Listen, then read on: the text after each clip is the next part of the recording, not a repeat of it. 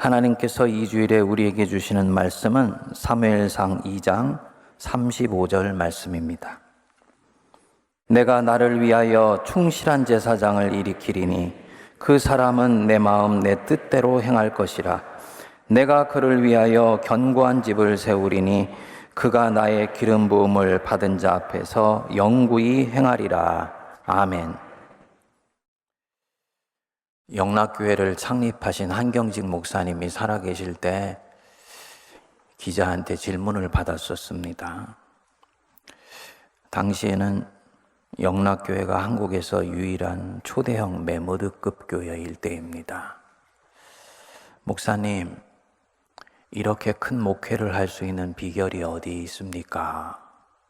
물었더니 한경직 목사님이 대답했습니다. 내가 큰 목회를 하고 있는지 작은 목회를 하고 있는지 어떻게 알 수 있겠소? 천국에 가봐야 내가 큰 목회한 것인지 아닌지 알 수 있지요. 신학교 때 이 스토리를 교수님한테 처음 들었는데 그 여운이 제 안에서 오랫동안 떠나지를 않았습니다. 만일 한경직 목사님이 단순히 겸양의 말로 이런 말씀을 하신 것이 아니고 진정 자신의 목회가 큰 목회인지 작은 목회인지 나는 알 수가 없는 것이다 라고 생각하셨다면 그분은 하나님의 나라가 어떤 원리로 세워져 가는지 그 본질을 꿰뚫어 알고 있는 분이다 라고 생각되었기 때문입니다. 구원 역사의 큰 흐름에서 보면 모두가 같은 세대에 같은 사역을 하는 것은 아닙니다. 씨를 뿌리는 사람이 있고 그 뿌린 씨가 자라나서 올라갈 수 있도록 물을 주는 사람이 있고 그 자란 것을 마침내 수확하는 사람들이 있어요. 우리 시선은 모두가 자란 것을 수확하는 자에게 가 있습니다. 그래서 정말 탁월한 능력을 갖고 탁월하게 하나님께 쓰임받기 때문에 저렇게 엄청난 사람들이 모이고 많은 복음의 결실을 맺고 있구나 라고 생각을 합니다.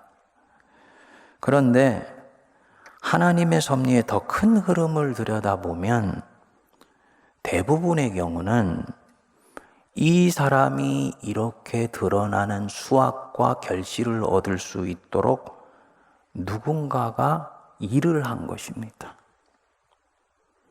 그 앞세대가 쟁기가 휘어지도록 자갈밭을 일궈낸 사람이 있고요. 눈물을 흘리면서 씨를 뿌려낸 사람이 있고요. 그런데 이 사람들의 수고와 헌신은 눈에 드러나지 않기 때문에 사람들은 거기에서 정말 무슨 일이 일어났었는지를 알지를 못합니다. 동시대도 마찬가지입니다. 어떤 사람이 이런 놀라운 사역을 할 수 있도록 누군가 뒤에서 눈물을 흘리며 중보하는 사람이 있습니다. 그 사역을 위해서 전심으로 하나님께 부르짖은 사람이 있기 때문에 이 사역의 열매가 이렇게 주렁주렁 열리게 된 것이지요. 세대를 이어가면서 모든 것이 합력해서 선을 이루고 당대도 크고 작은 모든 사역이 합력하여서 어떤 아름다운 결실을 만들어낸다는 말입니다. 그러면 하나님 보실 때 누가 진정 큰 사역을 한 것인지, 하늘에서 누가 정말 큰 상을 얻게 되는 큰 목회를 한 것인지는 하나님 앞에 가봐야 알 수 있는 것입니다. 예수님 말씀대로 하면 너희가 이미 이 땅에서 상을 다 받았다면 그는 하늘에서 상이 작을 것이다. 이 말씀대로 한다면 영적으로 더 큰 목회는 열매 맺는 목회를 하는 사람이 아니고 그런 목회가 가능하도록 뒤에서 뒷받침해주고 토대를 만들어준 그 누군가의 몫이 될 수도 있는 거죠. 한경직 목사님이 이런 면에서 당신이 큰 목회를 한 것인지 알 수 없다. 이 말은 단순히 겸양의 말이 아니고 영적으로 맞는 말씀이에요. 이것은 하나님의 나라가 이 지상에 세워져 가는 원리라고 할 수도 있고요. 하나님이 일하시는 독특한 방식의 하나이라고 할 수 있습니다. 에스겔서 22장 35절에 보면 하나님이 한복판에 어떻게 하나님 나라를 세워가는지, 하나님이 세우신 그 나라를 역사의 주관자로서 어떻게 흥하시기도 하시고, 어떻게 이 판을 뒤집어서 그냥 심판하시고 끝나시고 새로운 판을 만들어 가시기도 하시는지 그 구분점을 말씀해 놓았습니다. 우리 같이 한번 읽어보겠습니다. 이 땅을 위하여 성을 쌓으며 성 무너진 데를 막아서서 나로 하여금 멸하지 못하게 할 사람을 내가 그 가운데서 찾다가 찾지 못하였으므로, 그 뒤에 뭐라 그럽니까? 내가 내 분노를 그들 위에 쏟으며 내 진노의 불로 멸하여 그들 행위대로 그들 머리에 보응하였느니라. 주 여호와의 말씀이니라. 무슨 말씀입니까? 하나님께서 이스라엘이 지금 도덕적으로 부패하고 영적으로 타락하여서 당신께서 심판하실 수밖에 없는 상황이 된 거예요. 심판하지 않고 그냥 두면 그 악한 누룩이 온 세상으로 퍼져나갈 뿐만 아니고 그 안 좋은 씨앗이 후대로 전해질 것이기 때문에 하나님 입장에서는 지금 끊어버리고 새롭게 시작할 수밖에 없는 거지요. 이런 면에서 심판은 무서운 것뿐만이 아니라 새로운 시작을 알리는 것이다 라고 말씀드릴 수 있지요. 그럼에도 심판은 아파요. 하나님 입장에서도 자녀들을 잘라내야 되고 채찍을 들어야 되니까 아프고, 자식들 입장에서는 더 고통스럽지요. 그러니까 하나님이 지금 이 자녀된 이스라엘을 심판하시면서 팔을 걷어붙이고 나서시는데 머뭇머뭇거리시는 겁니다. 이들을 용서해주고 기회를 줄 수 있는 어떤 명분이 있으면 내가 이 심판을 거둘 수 있는데. 근데 그 명분이 뭐냐? 내 걸음을 가로막아 줄 수 있는 한 사람. 그곳에 하나님이 찾으시는 그 한 사람, 의인 한 사람이 있느냐? 그런데 없는 거예요. 그래서 하나님이 성 무너진 데를 막아서서 나로 하여금 멸하지 못하게 할 한 사람을 내가 그 가운데서 찾다가 찾지 못하였으므로 하나님이 아파하시면서 내 분노를 그들 위에 쏟을 수밖에 없다. 주님이 통분히 여기시는 마음을 토로하는 것입니다. 여러분, 이 한 사람이 얼마나 소중한지 모릅니다. 이 한 사람이 누가 보든 보지 않든 하나님 앞에 신실하게 살아가면 이 사람의 신앙은 자기만 살리는 것이 아닙니다. 이 사람이 하나님의 마음을 감동시켜서요, 민족을 재앙에서 구해내고 민족을 고통 속에서 구속해내는 엄청난 능력이 나오는 것입니다. 이 한 사람 때문에 어떤 사람은 생명의 물을 먹고 어떤 사람은 마침내 엄청난 수확을 거두지. 곤두박질 쳐 내려가던 역사가 이 한 사람이 하나님을 감동시키는 것을 보고 이 민족이 다시 소생해서 독수리처럼 비상하는 역사가 나타나기도 해요. 인간은 다 자기가 잘나서 이렇게 되었다고 생각하는데 사실은 보이지 않는 비밀의 커튼을 열어보면 그 뒤에는 하나님을 감동시키는 한 사람이 있는 것입니다. 여러분, 지금 이 한 사람의 마음으로 예배의 자리에 와 계신가요? 혹시 1000명이 넘는 군중 속에 묻어서 지금 예배의 자리에 와 있지 않습니까? 아닙니다. 수만 명 가운데서도 하나님의 시선은 나 한 사람에게 꽂혀 있다는 것 알고 주님 앞에 예배 드리는 거예요. 오늘 본문에 이 한 사람이 등장합니다. 시대는 사사시대이고 제사장 엘리가 이스라엘을 다스리던 시대였습니다. 엘리는 마지막 사사예요. 사사시대 자체가 사람이 각자 소견에 옳은 대로 행하던 때였습니다. 모든 사람이 인정하는 기준과 잣대가 없는 때라는 말이에요. 하나님 말씀이 기준이 되지 않고 백성들이 그저 자기가 옳다 생각하는 대로 중구난방으로 살아가는 때입니다. 대개 이런 때가 되면 힘이 질리죠. 생존이 정의예요. 무엇이 내 서바이벌에 도움이 되냐, 이게 진리가 돼버리는 것입니다. 오늘 우리 시대와 상당히 유사하지요. 여기에 게으르고 영적으로 아둔한 지도자 엘리가 나라를 다스리니까 이 정도가 극에 달했습니다. 그야말로 이스라엘에 소망이 없어 보이던 때였습니다. 그 사무엘상 3장 1절에 보면 우리 같이 한번 읽어보겠습니다. 아이 사무엘이 엘리 앞에서 여호와를 섬길 때에는 여호와의 말씀이 희귀하여 이상이 흔히 보이지 않았더라. 이 말씀은 굉장히 복선이 깔린 상징적인 말씀입니다. 이스라엘의 영적 상태를 말하는 것입니다.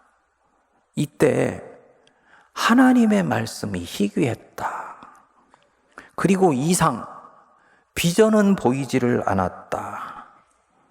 이스라엘의 장래가 너무너무 어둡다는 말입니다. 그렇지요. 하나님이 말씀하셔도 제사장들이 똑바로 전하지를 않는 거예요. 백성들이 듣고 싶은 말만 전해요. 그리고 백성들은 자기가 생각하는데 이익이 되는 것들만을 취사선택을 해서 받아들입니다. 그러니까 백성들도 각자 소견에 옳은 대로 받아들이니까 말씀이 꿈틀꿈틀 살아서 역사하지를 못하고 말씀이 점점 메말라 가는 거지요. 말씀이 희귀했다는 얘기입니다. 비전이 보이지 않았어요. 민족의 역사에 비전이 도대체가 보이지를 않았습니다. 이런 시대를 3장 1절이 함축해서 보여줍니다. 이런 때야말로 지도자가 대단히 중요한데 3장 2절 우리 같이 한번 읽어보겠습니다. 엘리의 눈이 점점 어두워가서 잘 보지 못하는 그때 그가 자기 처소에 누웠고, 그 엘리의 눈이 점점 어두워갔다. 표면적으로 보면 엘리가 지금 나이가 드니까 눈이 흐려져 있는 거구나. 그게 아닙니다. 엘리의 영적 상태가 어떠한지를 말하는 거예요.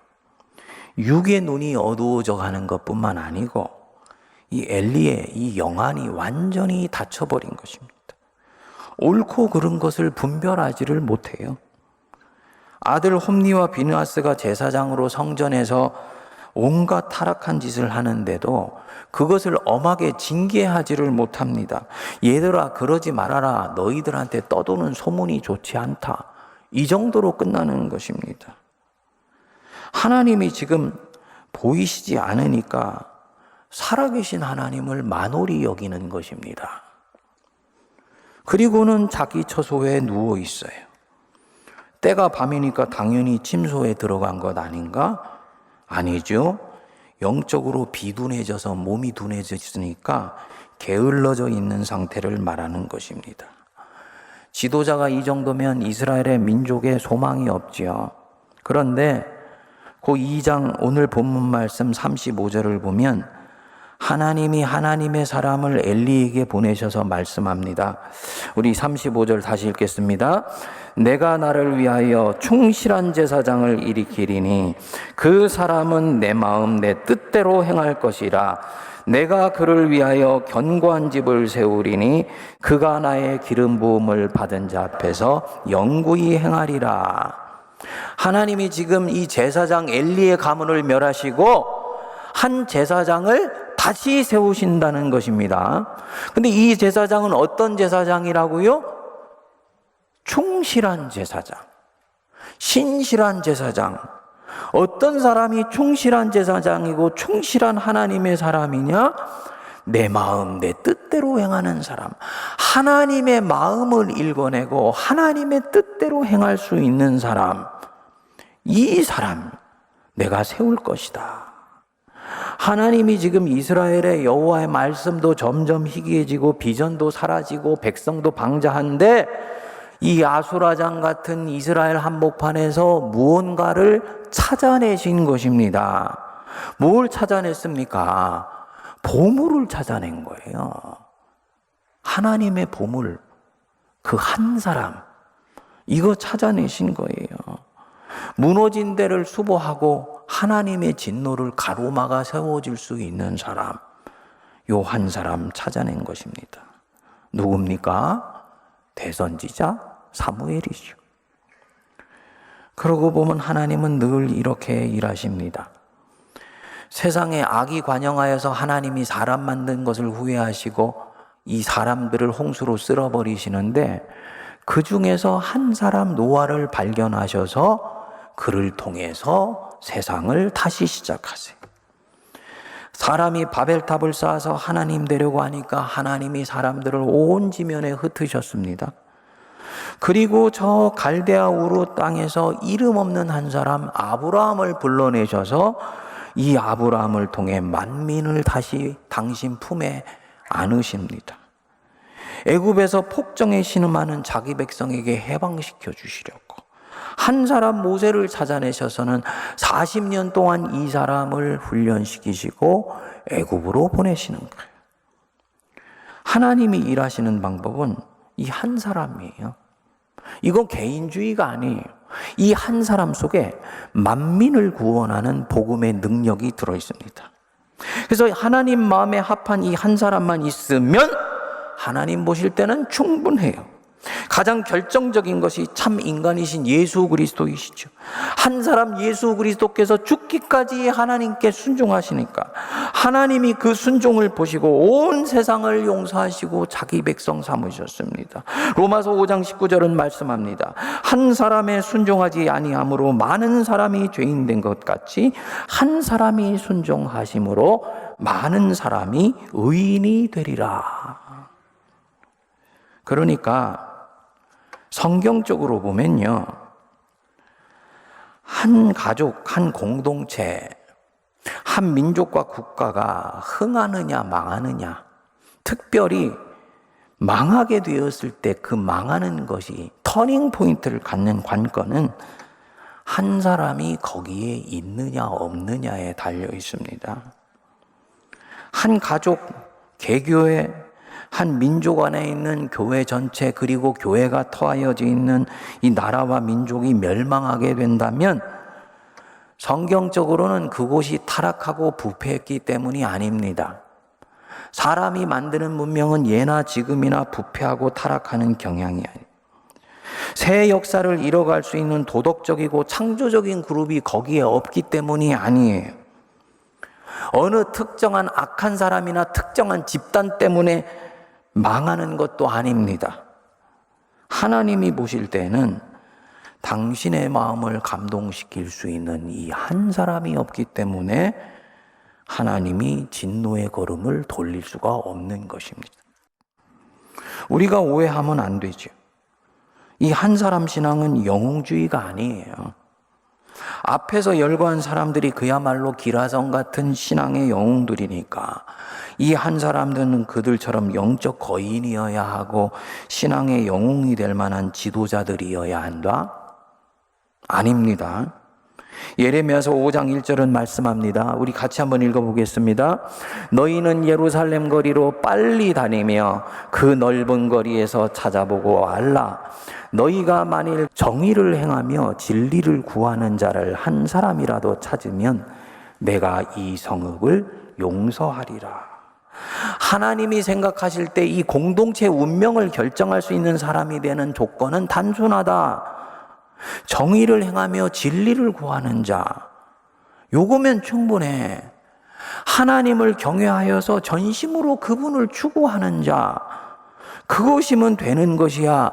그래서 이 사람 안에는 정의와 진리와 사랑이 흘러나오는 사람, 그것이면 충분하다는 거예요. 그분 말씀 따라서 순전하게 자기 인생을 살아갈 수 있는 사람, 하나님과 동행하는 사람, 하나님을 마음을 다해 사랑하는 사람이에요.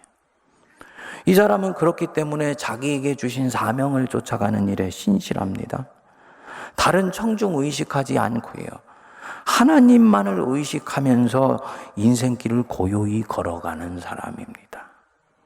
여러분, 하나님 의식하고 살아가세요? 이 대답이 적은 거는 의식을 안 한다는 얘기입니까? 아니면 그거 당연하다는 말입니까? 하나님 의식하면서 살아가며 주님이 나를 지금 보시고 계시다. 이게 이 사람한테는 가장 중요해요. 그런데 하나님 보실 때는 이 한 사람이 있으면 하나님은 이 사람 때문에 이 사람이 있는 자리를 구원하십니다. 하나님이 찾아낸 지금 한 사람 사무엘 보십시오. 1절에 보시면 아이 사무엘이에요. 영어로는 보이. 여러분, 소년이 하나님을 감동시킬 만한 영역이 있다면 얼마나 영역이 있겠습니까? 하나님을 경외하면 얼마나 경외하겠습니까? 그런데 이 사무엘이 소년이지만 특이한 부분이 있습니다. 1절, 2절에 당시에 이스라엘의 정황이 어떠했는지는 배경으로 설명을 했지요. 하나님의 말씀은 말라가고 비전은 보이지 않고 지도자는 영안이 어두워져 가서 게을러 자기 처소에 누워 있어요. 그런데 3절 보십시오. 같이 한번 읽어보겠습니다. 하나님의 등불은 아직 꺼지지 아니하였으며 사무엘은 하나님의 궤 있는 여호와의 전 안에 누웠더니 하나님의 등불은 아직 꺼지지 아니하였다. 한밤중이니까 등불이 꺼지지 않았다. 이 표면적인 뜻 안에 더 깊은 뜻이 있습니다. 하나님의 등불이에요. 하나님의 등불이 이 민족을 보는데 꺼지지 않았어. 하나님이 이 민족을 바라보는 마음이 아직 식지 않고 따뜻하다는 말입니다. 왜일까요? 이 민족 안에 한 사람이 있기 때문이에요. 그 뒤에 나오죠. 이 한 사람이 어떻게 하고 있는지. 사무엘은 하나님의 궤 있는 여호와의 전 안에 누웠더니, 하나님의 궤, 언약궤 있죠. 이 언약궤는 지성소 안에 있습니다. 여기에는 대제사장인 엘리밖에는 절대로 들어갈 수가 없어요. 그러니까 사무엘이 이 지성소 안에 누워 있는 것은 아니죠. 지성소 밖에 있는 성소에 누워서 잠을 잡니다. 분명히 자기 처소가 엘리처럼 성전 어딘가에 있을 것인데 이 아이 사무엘은 무슨 연고인지 하나님의 궤가 있는 여호와의 전 안에 누워 있는 것입니다. 뭡니까? 언약궤를 지키고 성전을 지키는 마음이에요. 옛날에는 하나님이 성전에 계시다고 생각했지 않습니까? 그러니까 이 아이 사무엘이 아직 소년인데도 하나님이 계신 그곳에 몸을 웅크리고 새우잠을 자고 있는 것입니다. 옛날에 우리 선배 목사님들은 교회가 어려움에 빠지면 아예 짐을 싸가지고 교회로 거처를 옮겨서 교회에서 잠을 잤습니다. 목양실에다가 조그마한 책상 만들어 놓고 그때부터 하나님께 기도하기 시작하고, 교인들 다 나가고 난 뒤에도 아무도 없는 성전 한복판에 와가지고 밤이 늦도록 기도해요. 새벽에 일어나서 제일 먼저 기도합니다. 그리고 목양실에 가가지고 몸을 웅크리고 잠을 자요. 하나님께 일종의 시위를 하는 것입니다. 하나님, 주님이 보내어주신 곳이니 이 사명지에서 사명 이루도록 나와 교회에 은혜 베풀어 주십시오. 이 기도하는 거지요. 하나님께 떼쓰는 거예요.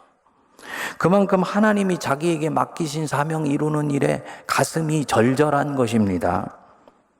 이 태도가 신학적으로 옳다 그르다를 차지하고 하나님이 이 마음 자체를 얼마나 기뻐하시는지 모릅니다. 지금 아이 사무엘이 하나님의 전을 그렇게 지키는 거예요. 여러분, 이 아이 사무엘의 마음이 느껴지십니까? 이 아이 사무엘의 이 마음이 뭔가요? 하나님 보시기에 이 사무엘이 당대에 있었던 사람들과 뭐가 다른 것입니까? 자기 스승 엘리와 뭐가 구별됩니까? 하나님 대하는 태도, 하나님 대하는 마음이 다른 거예요. 스승 엘리는 비둔에서 잠을 자는데 혼자 여호와의 전을 지킵니다. 누가 보건 보지 않건 그 하나님 앞에 신실해요. 그리고 자기를 불러주신 자기 하나님이 주신 사명, 성전 지키는 일에 충성을 다합니다. 맥락을 보면 사무엘은 이때 완벽하지 않았습니다. 아직 부족하여서 하나님이 불러도 그분이 부르는지를 몰라요. 그런데 부르는 분이 하나님인 것을 알았을 때 주여 내게 말씀하옵소서, 내가 여기 있나이다. 하나님 앞에 납작 엎드립니다. 그리고 주님이 명하신 것을 가감없이 그대로 행합니다. 그 콧방망이 소년이 그야말로 인생을 다 산 그 위대하다고 자기에게는 느껴지는 스승 앞에 가서 스승님 가문이 망한대요. 이 말 하는 게 쉽겠습니까? 근데 사람이 아니고 하나님을 의식하며 살아가는 사람이기 때문에 소년이지만 그 말을 해요. 아직 하나님을 인격적으로 만나지도 못했습니다. 그렇지만 하나님은 이렇게 섬기는 거야 하고 엘리가 가르쳐 주니까 스승은 말한 대로 하건 말건 개의치 않고 스승이 말씀하신 대로 그대로 하나님 섬겨요. 현대교회 교인들이 보면요, 설교자를 통해서 선포되는 하나님 말씀 듣는데 얼마나 경이 듣는지 모릅니다. 여러분 죄송하지만 예배 시간에 조는 것은 가끔 조셔야지 매일 조시면 안 돼요. 설교자 시험 듭니다. 더 중요한 게 있어요. 왜 내가 설교를 들을 때 졸까? 하나님이 지금 저 설교자를 통해 내게 말씀하시고 있다 라고 들으면 그는 절대로 졸 수가 없습니다. 사람이 말하고 있다고 듣기 때문이에요. 이유는 여러 가지 있을 수 있죠. 설교자가 마음에 들지 않아요. 그러면 그 설교자의 입에서 나오는 하나님의 말씀도 안 듣네요. 어떤 성도님은 다른 교회 다니는 분이 그러더라고요. 고민을 토해서 왜 목사님 말씀을 하나님 말씀으로 안 들으세요? 그랬더니 우리 목사님은 말씀하신 대로 사시지 않으세요 그러더라고요. 여러분, 목사가 말씀하는 대로 살아야 되는 것만 전한다면 성경책에 있는 10분의 1도 평생 설교할 수가 없습니다. 소망교회 곽선희 목사님이 이것은 설교의 십자가라고 얘기했어요. 때때로 목사는 자기가 아직 살고 있지 못한 것, 자기는 스트럭을 하고 있는 것까지도 성도들한테 전해야 돼요. 왜냐하면 하나님의 말씀을 전하는 것이기 때문입니다. 지금 이 사무엘이 그렇게 하나님을 섬기는 거예요. 제사장 엘리의 그 존재와 인격은 시원찮아. 행한 대로 살지 않아. 하지만 그 입에서 나오는 말씀은 하나님의 말씀이니까 하나님 앞에서 말씀을 받고 그 말씀대로 성전을 섬기는 거예요. 미숙한 소년이지만 이렇게 해요. 성전 안에서 하나님 섬긴다고 쭈그리고 있는 그 새우잠 자는 그 소년을 바라보는 주님의 마음, 하나님 마음이 감동이 되지요.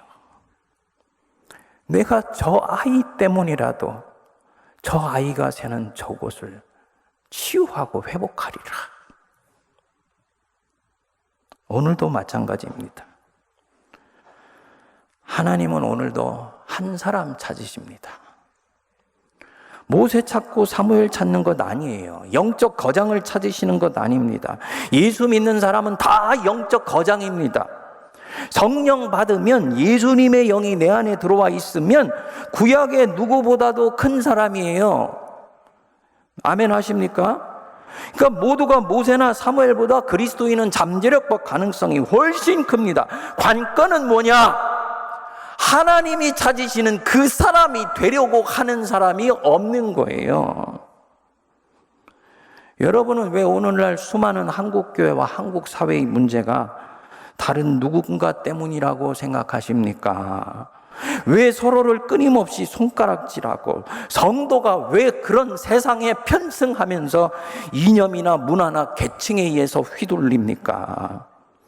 성경적으로 보면 이거는 책임 회피예요. 하나님은 그 누군가가 악해서 세상이 이렇게 되었다고 보시지 않아요. 성경적으로 보면 그렇게 하는 그 사람이 스스로 하나님이 찾으시는 한 사람이 되려고 하지 않기 때문이에요. 그래서 도산 안창호 선생이 늘 말씀하셨어요. 너희는 왜 이 나라에 인물이 없다고 한탄만 할 뿐 너희들 자신이 인물 되려고 하지 않느냐. 위인 되라는 말씀이 아니죠. 하나님이 찾으시는 그 한 사람 좀 나오면 좋겠다는 거예요. 전심으로 하나님 향하는 사람, 이것이면 된다는 거죠.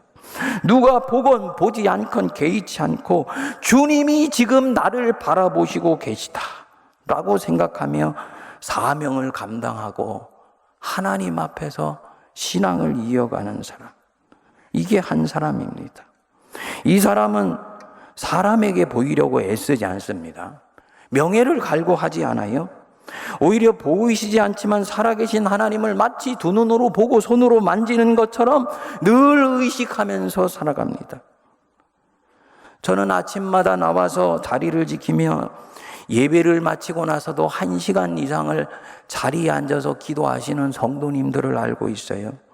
제가 대략 예배를 인도할 때는 7시 40분 정도면 기도도 마치고 자리에서 일어나는데 우연히 잊어버리고 온 곳이 있어서 본당을 왔더니 훌쩍거리시면서 기도하시고 계시는 분들이 도처에 계세요.